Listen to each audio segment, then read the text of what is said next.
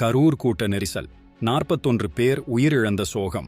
இதற்கு பின்னால் ஒரு பெரிய அரசியல் சதி இருக்கிறதா? தமிழக வெற்றிக் கழகத்தின் தலைவர் விஜய் கரூரில் பிரச்சாரம் செய்த போதுதான் இந்த துயர சம்பவம் நடந்தது. கூட்ட நெரிசலில் 41 பேர் உயிரிழந்தது ஒட்டுமொத்த தமிழகத்தையும் உலுக்கியிருக்கிறது. ஆனால் இப்போது ஒரு பரபரப்பு திருப்பம். தாவேகவின் ஆதவ் அர்ஜூனா இந்த கூட்ட நெரிசலுக்கு பின்னால் செந்தில் பாலாஜிக்கு தொடர்பு இருப்பதாக மதுரை ஐகோர்ட்டில் மனு தாக்கல் செய்திருக்கிறார். அவர் பேசிய போது திடீரென மின் தடை செய்யப்பட்டு செருப்பு, கற்கள் வீசப்பட்டதாகவும் அவர் குற்றம் சாட்டியுள்ளார். சம்பவம் நடப்பதற்கு முன்பே மருத்துவமனைகள் தயாராக இருந்தன. கூட்ட நெரிசலில் பாதிக்கப்பட்டவர்களை சந்திக்கச் சென்ற தன்னை கூட அனுமதிக்கவில்லை என்றும் ஆதவ் அர்ஜூனா சொல்கிறார். அப்பாவி மக்கள் மீது தடியடி நடத்தப்பட்டது ஏன்? இந்த முழு விவகாரத்தையும் சிபிஐ விசாரிக்க வேண்டும் என்று அவர் வலியுறுத்தி மனு அளித்திருக்கிறார். நாளை மனு தாக்கல் செய்யப்பட்டால் வரும் வெள்ளிக்கிழமை இந்த மனு விசாரணைக்கு வரும் என எதிர்பார்க்கப்படுகிறது.